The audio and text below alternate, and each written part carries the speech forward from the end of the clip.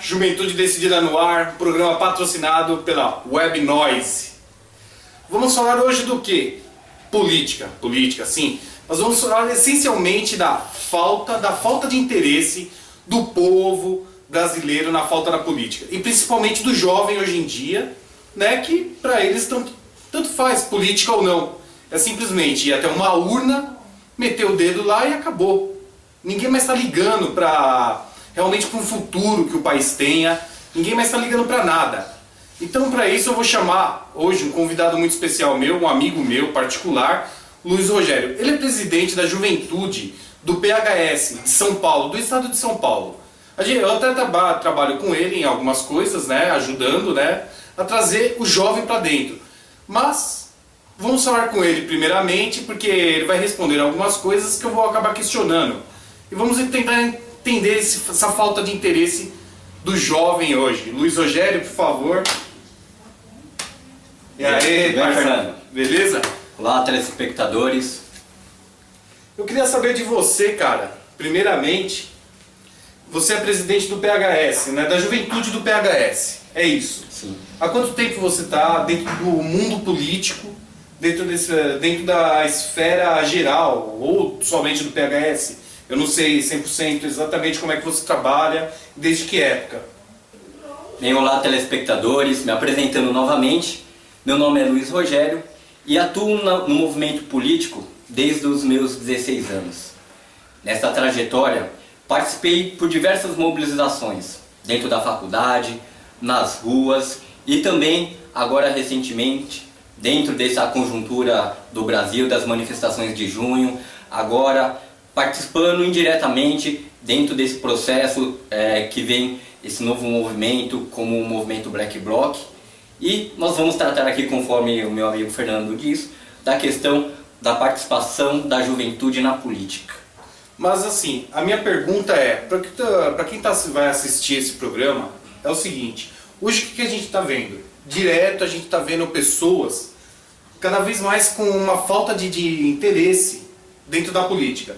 Por que está acarretando isso? Será que é por causa desse velho discurso? Será que é por causa que, se a gente pegar realmente, eu assisti ultimamente muitos programas políticos, né? Esse horário que passa, né, que interrompe perto das eleições, as velhas e mesmas propostas iguais. Se você pegar 10 anos, ou sei lá, até mais, um pouquinho, né, desde que a gente teve o início, entre aspas, da democracia, né, a gente vai ver que é sempre a mesma fala, educação, eu vou melhorar a educação, a saúde, eu vou investir na saúde, saneamento básico, eu vou investir. E, assim, não tem um político que a gente vê hoje em dia que consegue dar uma renovada, né, um novo assunto. Talvez seja por isso que o jovem especificamente, hoje em dia, ele não quer mais saber de política, ele quer realmente se afastar da política. O que você acha, ou a sua opinião, porque você trabalha com isso e está sempre percorrendo os caminhos para tentar conversar com o jovem, deve ouvir bastante coisa, né? Bem, eu não tenho a receita ou a explicação para esses fatos que envolvem a questão da participação popular. Até mesmo pelo estudo que nós fizemos, né, porque eu fiz ciências sociais, nós trabalhamos com essa questão da análise da sociedade, ainda mais na questão sociopolítica. E eu tenho para dizer, Fernando, que nós temos dois fatores que dizem respeito a essa falta de interesse do jovem ou da participação popular em si na política. Primeiro, é um fator histórico, a questão de um governo que tem o sustento da educação de uma forma de não participação. Nós perdemos o que tinha na grade curricular antigamente, da educação cívica, da necessidade do jovem na escola compreender o que é política. E temos um outro fator, que é o fator também justamente que você citou. É o fator que, como diz em entrevista recente o Joaquim Barbosa, os partidos no Brasil carecem de um projeto político nacional. Então você está achando que essa demanda de jovens desinteressados na política é o fator estudo e a falta dos partidos políticos, melhor dizendo, não terem mais um plano, um plano de propaganda, vamos colocar dessa forma, uma propaganda que chame mais atenção, porque ela não tem mais aquilo que a gente pode dizer uma estrutura real. Ela se adaptou simplesmente ao padrão, a velha propaganda, que é eu vou fazer isso, vou fazer aquilo e prometo. Hoje a gente não tem mais uma ideologia, essa é a realidade. Bem, os pontos que eu elenquei aqui são um dos diversos fatores, mas que, no meu entender, como cientista social, como cursei filosofia na área da filosofia política, buscando compreender a importância da participação da política, do jovem na política, eu, de fato, eu tenho a compreensão do que os partidos hoje, eles já não têm um relacionamento com a juventude. Os anseios da juventude não são os anseios dos partidos políticos. Se nós pegarmos o PT de 80, que era o início do sindicalismo no Brasil, né, com a fundação da CUT, com a fundação da UNE, com o advento da luta pelo Estado democrático contra a ditadura, você não tem mais um partido que projete a luta de fato da sociedade. E a juventude, Fernando, a juventude ela tem esse anseio, porque ela olha para o futuro numa outra perspectiva de uma pessoa comum. A juventude ela é carregada de sonhos, ela quer algo que ela possa colaborar, no sentido de construir uma sociedade diferente. E os partidos hoje, não vou falar todos, porque pelos partidos que eu dialogo, com os movimentos que eu convivo, existem partidos que têm sinceridade programática, mas carecem de uma visão, um pouco de atualização do programa político para a realidade. E os partidos que estão aí, existentes, PT, PSDB, PMDB, apenas são partidos que visam a disputa do poder pelo poder. E agora, com o advento dessas manifestações de junho, junho de 2013, começou ano passado 2013. Essas manifestações, né? A gente fala mais por causa que, como você tinha até comentado no começo, né? Você faz parte da conjuntura do grupo Black Bloc, é isso? Ou você trabalha junto com eles e conhece eles? Eu não consegui entender quando você fez o seu primeiro discurso aqui, né? Falando. Bom, a tática Black Bloc, a primeira vez que nós utilizamos elas, foi nas manifestações da ALCA, que era um acordo de livre comércio na América Latina, mais precisamente a Associação da América Latinas para o Comércio, algo tipo, eu não lembro bem a época. E nesse período, os movimentos que estavam eclodindo nas ruas, eles organizaram como tática de enfrentamento à repressão policial essa tática Black Bloc, que é algo que já vem há muito tempo, que surgiu nos países europeus, né, que vem e que atualmente no Brasil, como as manifestações de junho, com uma série de fatores sociais que eclodiram no Brasil recentemente, é uma tática, a princípio, para a sociedade, para o governo, é uma tática nova. E eles não estão sabendo lidar com esse movimento que está batendo de frente com uma polícia militar, que é a mesma polícia da época da ditadura, e que permanece com as mesmas táticas de repressão que antigamente. Eu percebi mesmo, seguindo reportagens que acontecem, né, seguindo o jornal, lendo, que realmente a polícia está aplicando, de uma certa forma, de uma violência exagerada para com o manifestante. A gente percebe que não existe uma preparação de um policial para conter esse tipo de manifestação. Porque eu acho que é diferente você tratar um manifestante para um bandido, entendeu? Essa é a minha visão particular, primeiramente, né? Porque o que eu vejo realmente o policial vai lá, desce o porrete, entendeu? Em contrapartida, o jovem que está lá se manifestando, em troca da violência, ele também troca violência, porque ninguém vai querer ficar dando a face para levar tapa e dando a outra também. É óbvio, ninguém vai querer ficar apanhando de besteira também. Então acho que existe toda acaba tendo uma troca de falta de conhecimento, tanto da polícia militar, quanto do próprio manifestante, que não deveria destruir nem agredir, entendeu? Eu acho que até deveria o manifestante apanhar mesmo para mostrar na televisão, para mostrar na televisão a falta de estrutura do nosso governo na questão de segurança. Entendeu? Desculpa eu te cortar, mas inclusive, se nós analisarmos aí a conjuntura anterior das manifestações de junho, o principal estopim dessas manifestações que tomaram conta do Brasil, porque anteriormente a mobilização ela veio de São Paulo, juntamente com o Rio de Janeiro, e foi na 7ª manifestação em São Paulo, na Consolação, onde eu estava presente, onde eu, junto com os companheiros, nós fomos detidos naquela ocasião.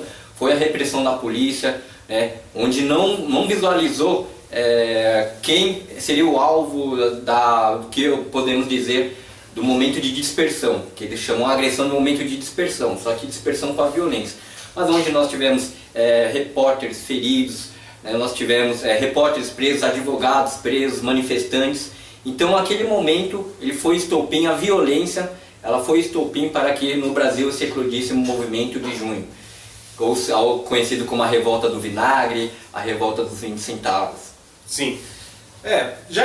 O foco da verdade da nossa conversa não ia ser exatamente sobre as manifestações. Mas já que a gente está com uma pessoa que faz parte das manifestações, é uma pessoa que agiliza isso, eu também fui em algumas manifestações, o meu câmera aqui, a equipe que eu tenho trabalhando aqui também já participou de algumas manifestações, foi exatamente por um motivo. A gente viu, né, Luiz, no começo das manifestações, a própria mídia em si, ela culpando o manifestante, chamando o manifestante não de manifestante, da palavra manifestante, e sim de vagabundos, revoltados sem causas, arruaceiros e bandidos. Foi isso que a mídia colocou muito tempo no ar.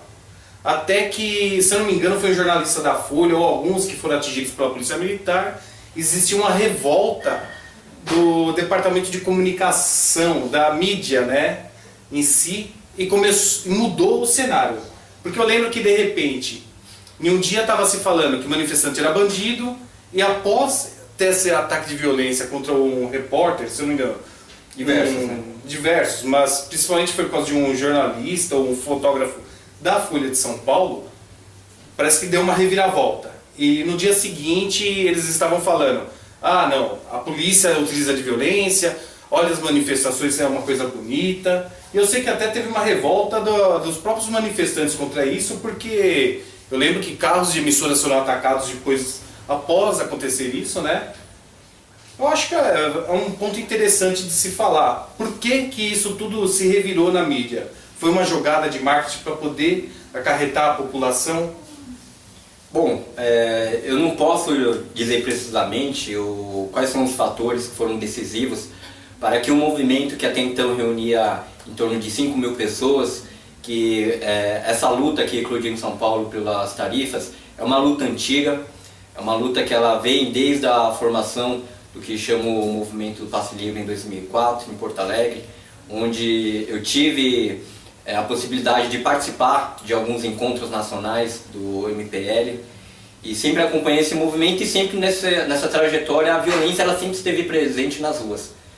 Mas com o fator da repressão, a mídia, ela, por uma questão sensacionalista, foi cobrir as manifestações.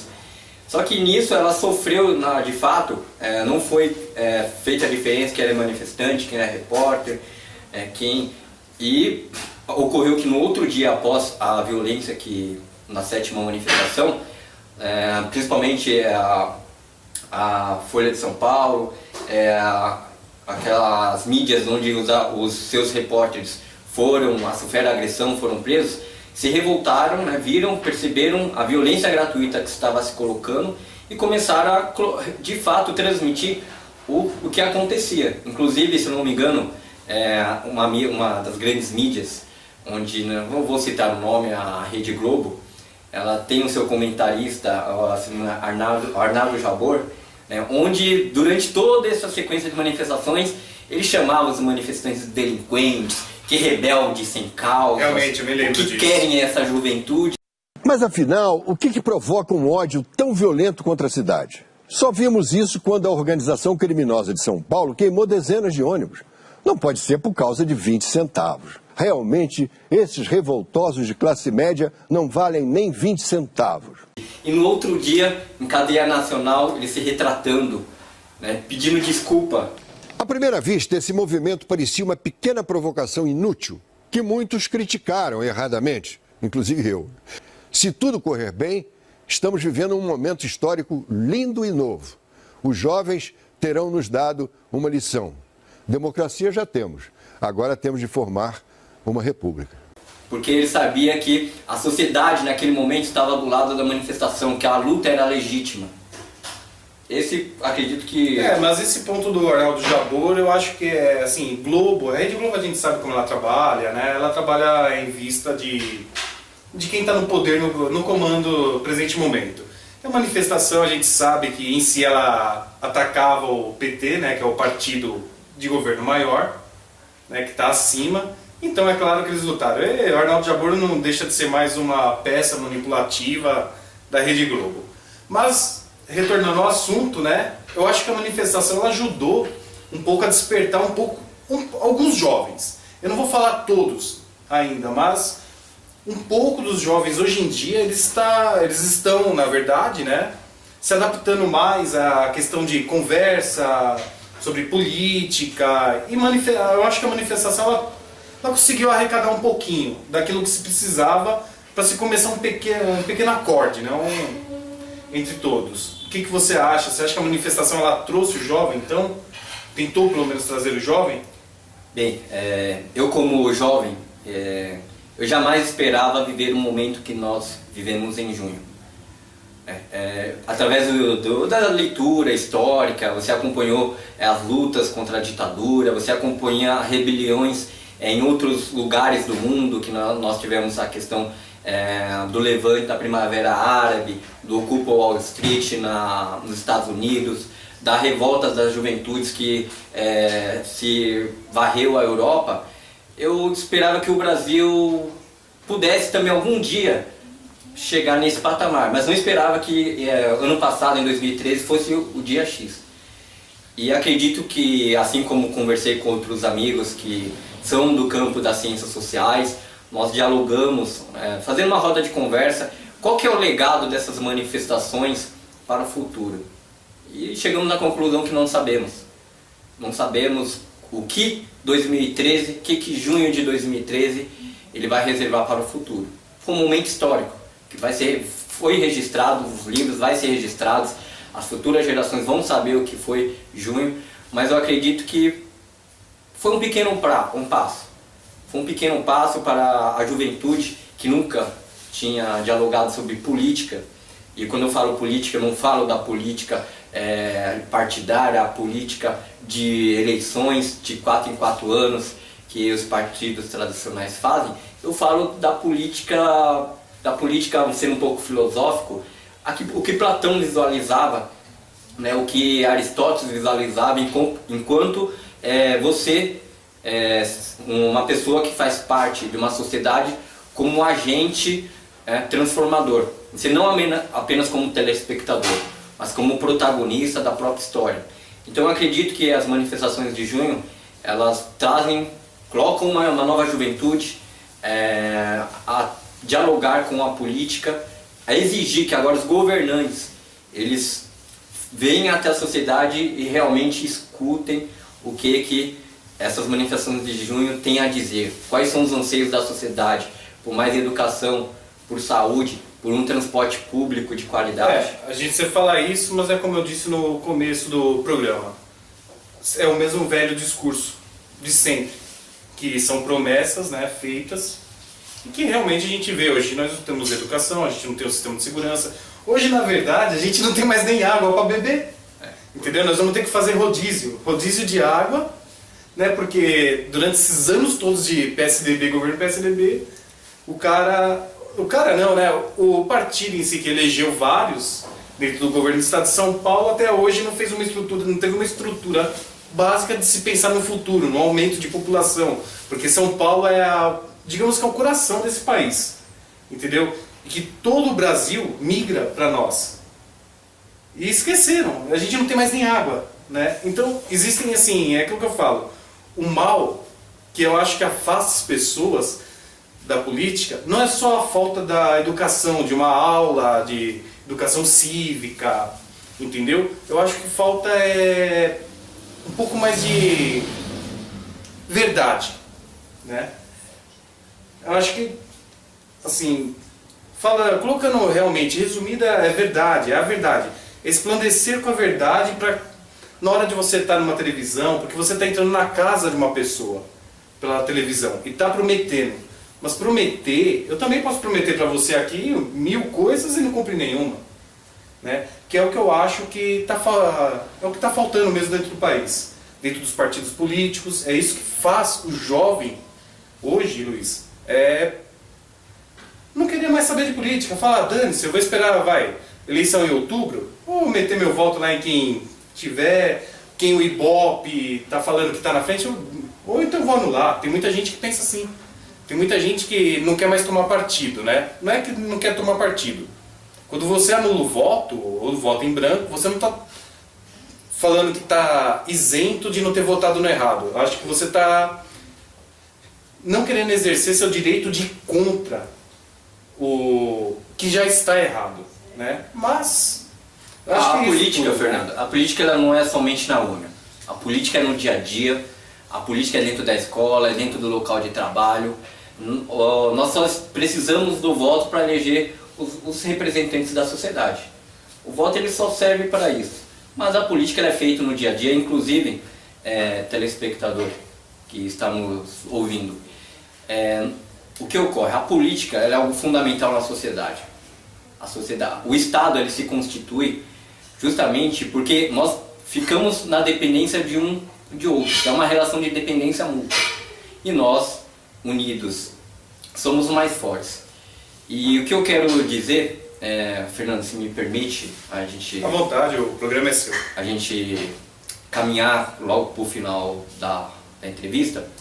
Eu gostaria de dizer como liderança política de um partido que tem representação dentro da esfera governamental, que hoje as manifestações de junho elas vão ter a sua resposta nas urnas.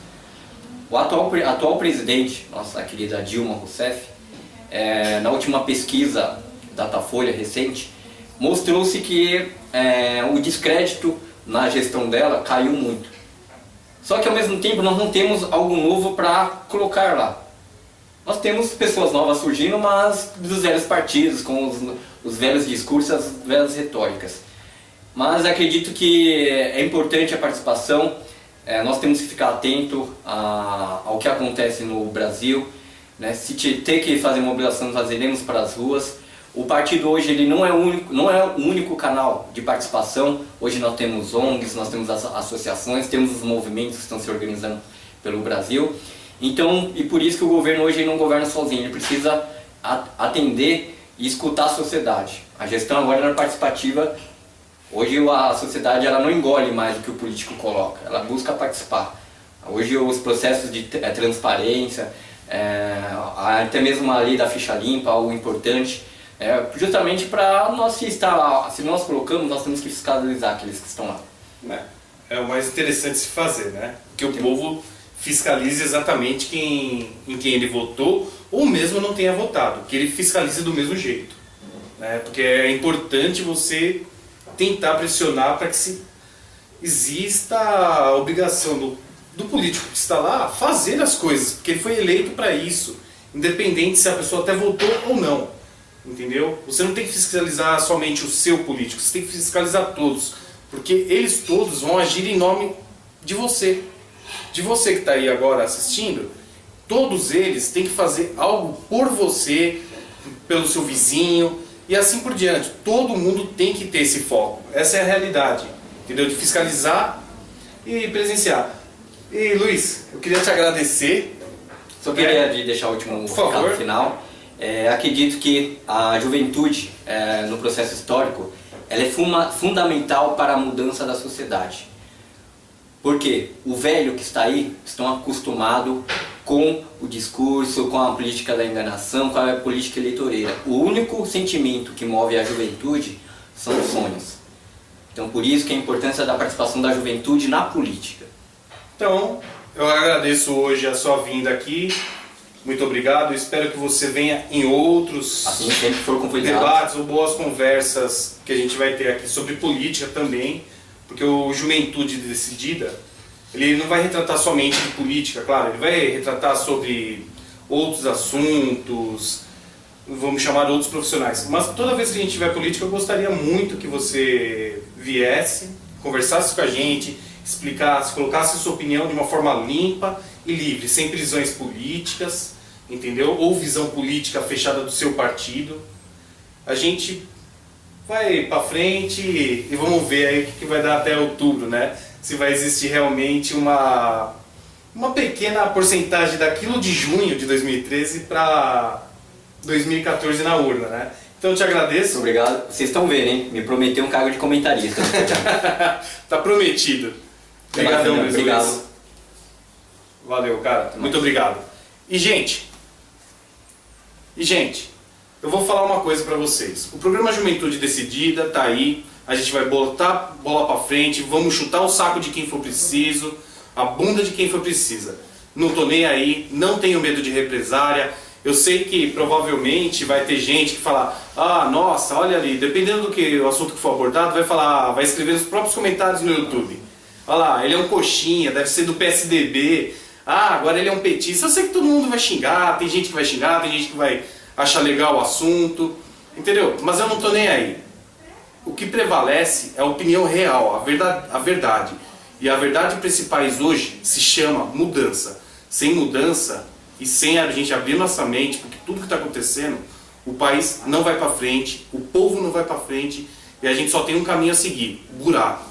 O Brasil é isso, um buraco e a gente tem que sair de dentro dele, porque a gente pode e o país é enorme e é rico para sair. Valeu, gente, muito obrigado. Beijo no coração de todos vocês. Mais um programa Juventude Decidida finalizado hoje. Até mais. Valeu!